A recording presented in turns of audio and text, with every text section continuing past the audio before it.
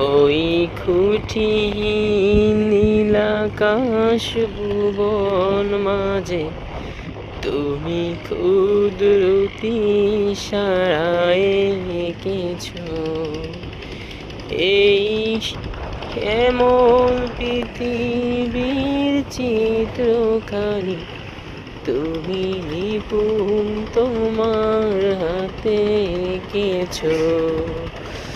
ওগো আল্লাহ, শুকুর তোমার, আমারে যে মুসলিম করেছো।